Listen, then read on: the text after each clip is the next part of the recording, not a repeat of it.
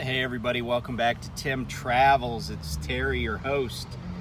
Um, so I'm kind of on my way home. I stopped for a break at Wawa because it's like almost 10 miles to my house, and I was out of Diet Coke, so I stopped at Wawa.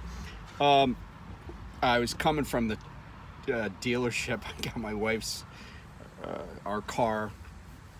Went and got an oil change.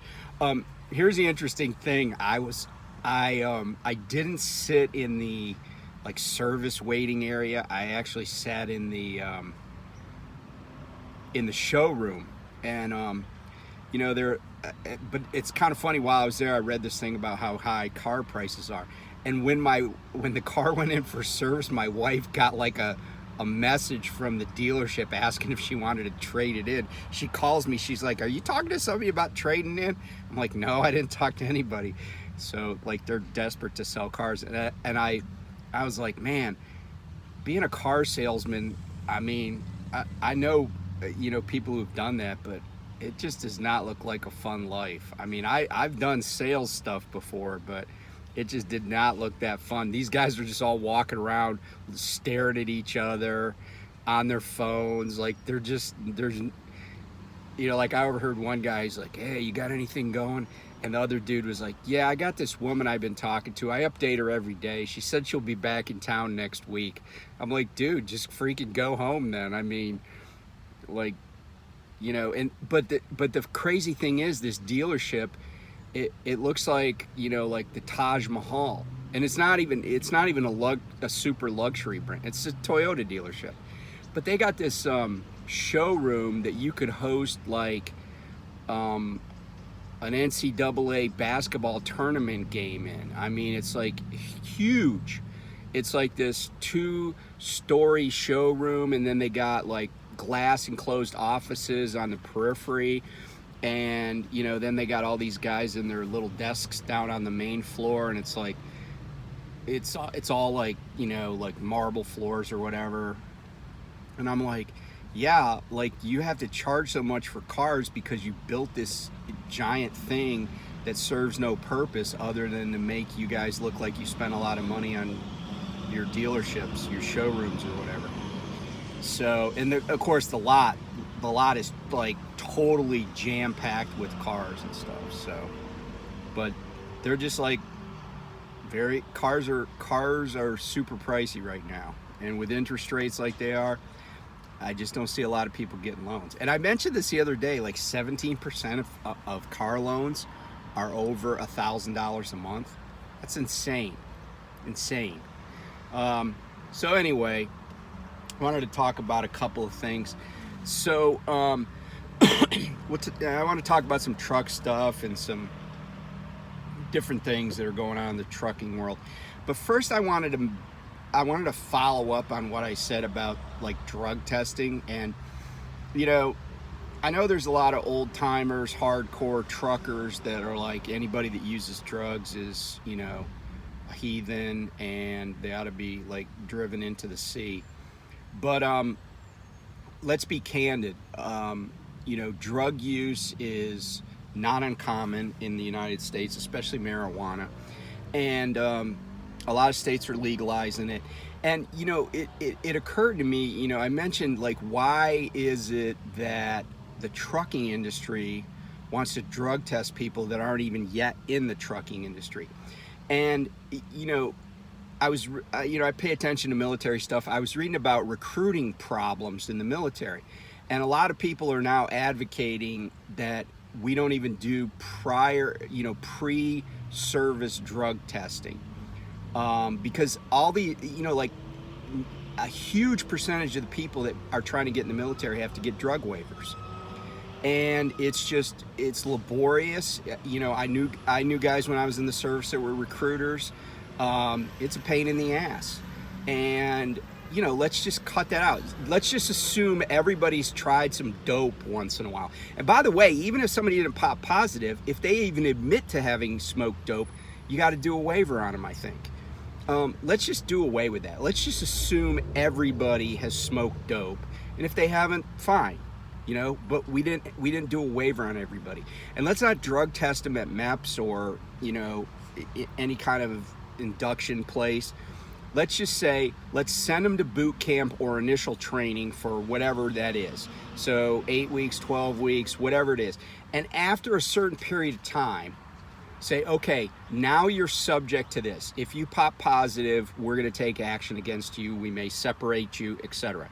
But just make that not the priority. And I think it could help recruiting. And we got a lot of recruiting challenges. We have a lot of challenges, and we are, yeah. So that's a whole nother video, right? But also, you know, it always has bothered me that, like, somebody that's in the criminal justice system, let's say somebody that's on,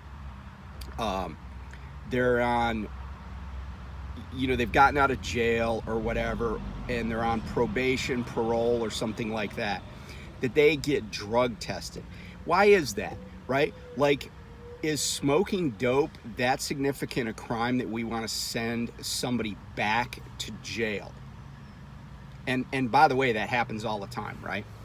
I mean, I'm like, look, you know, we're on the path to legalizing it.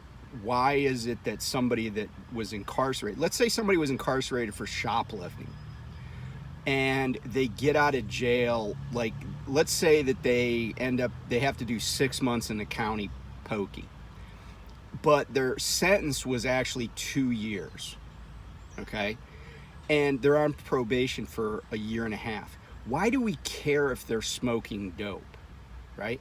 Like, as long as they're not re-offending, they're not shoplifting, they're not knocking over liquor stores, they're not beating people up, they're not doing anything that harms society, why do we care? Especially if it's in a place where it's legal or, you know, it's ubiquitous. And that brings me to somebody who I thought was treated very unjustly, although rules are rules. And it is Sha'Carri Richardson. And if you don't, and I'll show you a picture of her. Okay, so if you don't know who Sha'Carri Richardson is, she is one of the fastest women on the planet. She's a United States athlete. And she has been turning in huge times, or not huge, actually tiny times, in her sprints recently, and has won some meets. But here's what happened to Sha'Carri Richardson. Back in 2020, her grandmother died. And, you know, she went home or whatever, because she's a big star. Like, she was a huge star in college at LSU, but then, you know, internationally, she's a huge star. Like I said, she's one of the fastest women on the planet. And Sha'Carri goes home, you know, for her grandma's funeral. She's around friends, family, peers, and she smokes some dope, okay? And then she goes back and she's drug tested, and she pops positive for THC. That positive test for THC made it so she was not permitted to participate in the 2020 Summer Olympics, represent the United States. And I was like, that is the stupidest freaking thing. First of all, I don't even like the World Anti-Doping Agency. I don't like USADA. You know, I don't like that it's congressionally funded. I'm just like, why am I as a taxpayer paying for some organization that years after the fact spent millions of dollars investigating Lance Armstrong, for example? Or why am I paying for an organization that's keeping this woman out of the Olympics because she smoked a doobie, right? Like, no one in their right damn mind has ever said, oh, well, smoking dope will make you faster. The only thing smoking dope will do is make you want to eat, like, Funyuns or Cheetos, right? If the contest was how many bags of Cheetos or Takis you can eat, then yeah, smoking dope would probably be an enhancing drug, performance enhancing drug. But, you know, it's just bullshit, and I just think we need to get over it. And You know, a lot of people's lives would be a lot better off if we just did that. Society, it's not gonna, you know, it, it's not gonna change.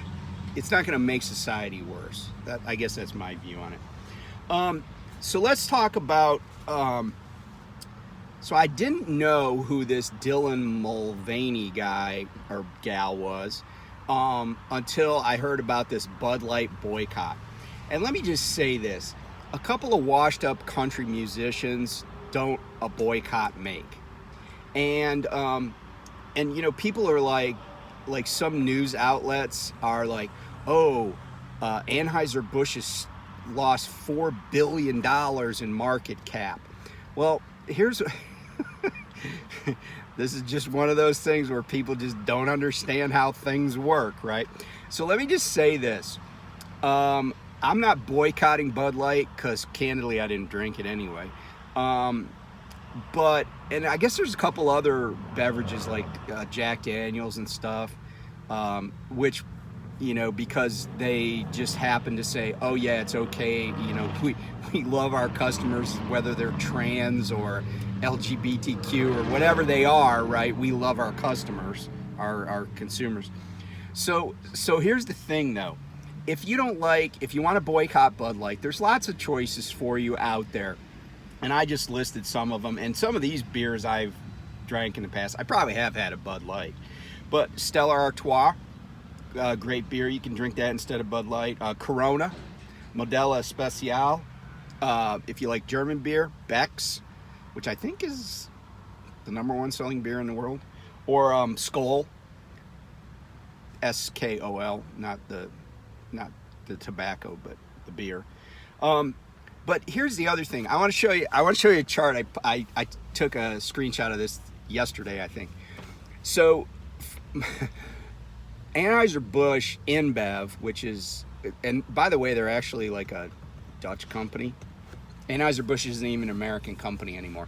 But because they're headquartered, actually they're headquartered in Belgium. I take that back. But anyway, Anheuser-Busch's stock, their market cap is about $139 billion. So when they lost $4 billion in market cap, it's meaningless. But take a look at this chart and I'm going to explain what's going on.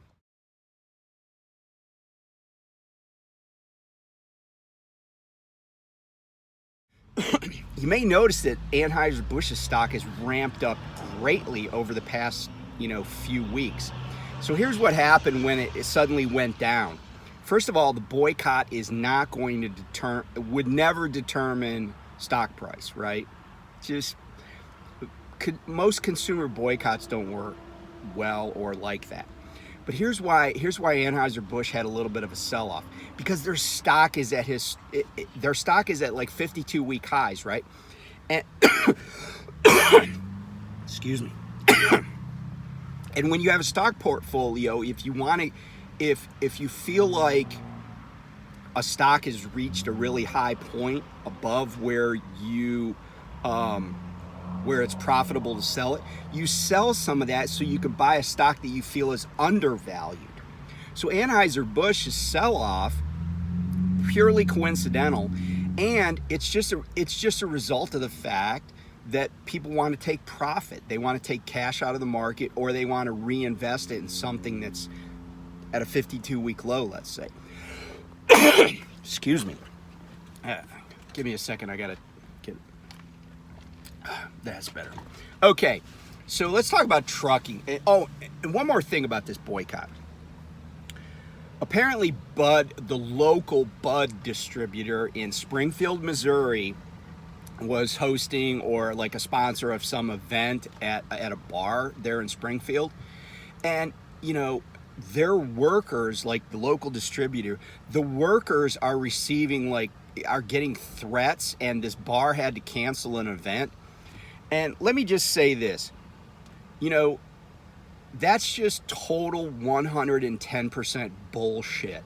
If you got a problem with some big company, then don't consume their products or use their products. Don't buy their stock. But don't be that fucking asshole that's out there threatening people who are just trying to make a living because you got a beef with their company. And by the way, this whole thing, it is so stupid. They're like, oh, we're going to boycott something we like because somebody that is different than us, that we've decided is a horrible human being, they like the same thing. Because I got news for you. You may not like me, so, but I'm telling you right now, I breathe in air on a routine basis. So if you don't like me, I think you should start boycotting air, because air and I have a great relationship. And when I run or work out or ride my bike, I consume a lot of air. I bring in a lot and I exhale a lot of carbon dioxide. You probably should boycott air. Okay. So, just leave people alone, right? Stick to your knitting. And by the way, I think if you actually shoot, they said somebody, I won't say his name because it's false advertising. He's not a young guy anymore. He looks like an old man. He should be called old man something. But anyway, if you shoot cases, I when they said that he was shooting Bud Light, I thought they meant like where you pop a hole in the bottom of the can and open it up. But no, apparently he was using an actual gun to fire into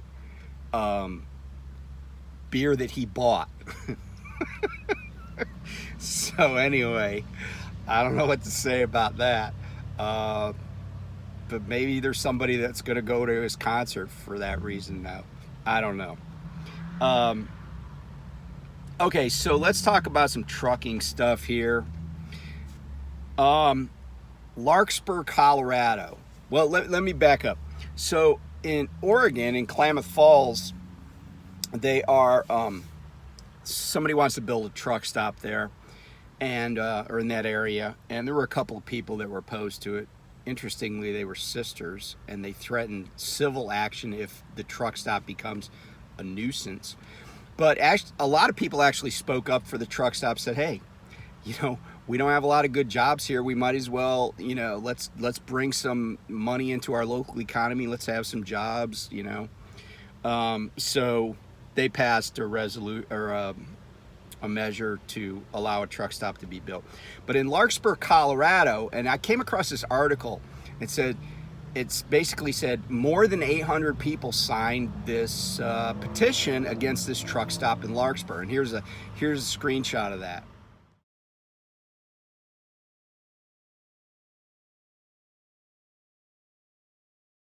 So, and this article was written by a guy named McHugh. And I actually sent an email to this guy. And here's why. So the crack research staff here at Tim Travels was like, Larkspur, Colorado.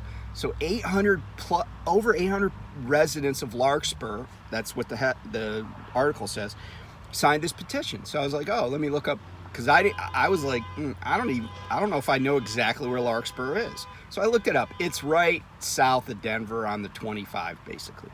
But here's what else I found out. Larkspur doesn't have 800 people. They don't have over 800 people. They don't even have 400 people in the town, right? According to the town's website, they have like about, and the website actually says this, it uses a little squiggly thing that means approximately. They have approximately 212 people in the town. So how is it that a petition has 800 residents signing it? What did they each person sign it 4 times? And so it makes it seem like, and by the way, this is a TA TA wants to put a truck stop there. And it's not even a big truck stop, it's like 60 spots. Which are just gonna be taken up by locals. I mean, it's right just south of Denver. But I was just like, if you're gonna tell a story and you're a journalist, get the facts straight, right? Like, yeah, 800 people might have signed it, but there's not 800 residents of Larkspur. The town doesn't even say there's 800 residents. It's just not true. And people are like, oh, this is gonna ruin the town. I'm like, this town is tiny.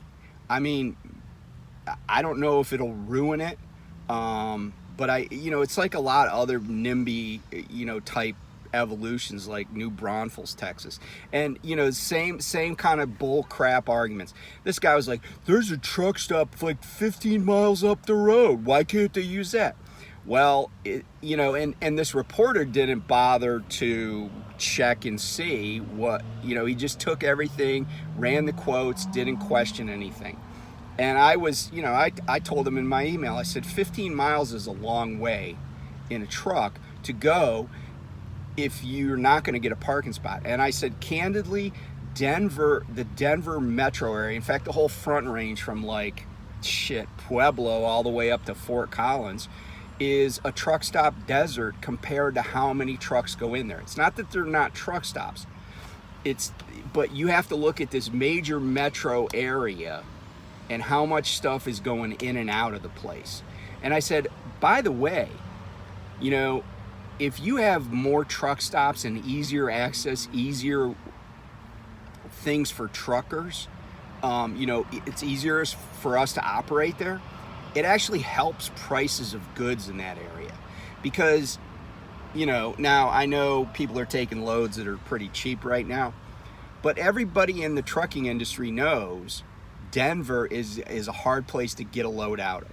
No, people typically don't want to go to Denver. That drives up inbound load prices. So I said, if you want to pay less, let a few trucking companies or a few truck stop companies build more truck stops in the Denver area.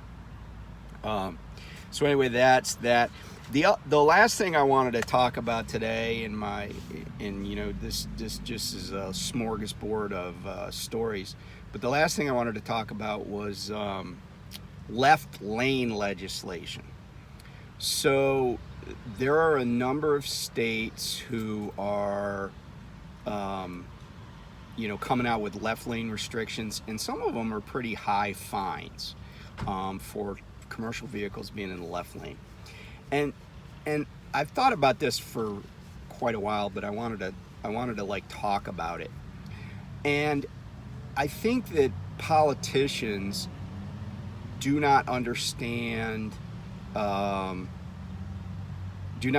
trucking. They don't understand truck drivers. They don't understand how highways work. And so what I would say, and I'll use the Atlanta area as an example. If you are transiting I-75, I-85, I-20, right? Any of those roads, you are forced to use, I think it's 285 or 385, or I can't remember the one that goes around Atlanta. But there's truck prohibitions going through the downtown area, you know, through truck transit through downtown Atlanta. And I'm like, okay, fine. But then what they do is they have this road that circles Atlanta, and that's how you have to like continue your trip, right? You can't go through the city. You can't stay on 75 or 85 or 20. But here's the deal. That road, depending on where you are, because they like to like add lanes, take them away, add them, take them away, add them, take them away. So it's either 3, 4, or 5 lanes. But in almost every place, in every place on that road, on 385, the left lane is restricted. No commercial vehicles. In many places, it's the 2 left lanes. But here's the thing. Everybody that's getting on and off that road is doing it from the right lane, right? Everybody that's coming on and going off is doing it from the right lane.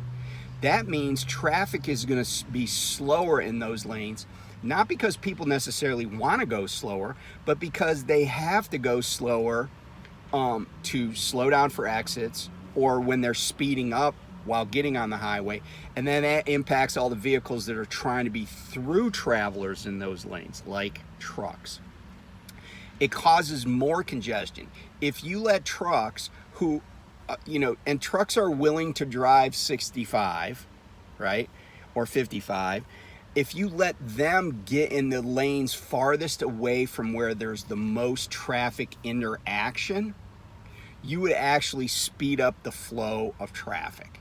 Now, I know people are like, oh, well, this truck is, trying to, like this New Mexico legislator was like, well, it's really frustrating when there's some truck that's going 65 trying to pass a truck that's going 67 in a 75 mile an hour zone, and there's a 10-mile backup. Okay, first of all, most of that statement is bullshit, right?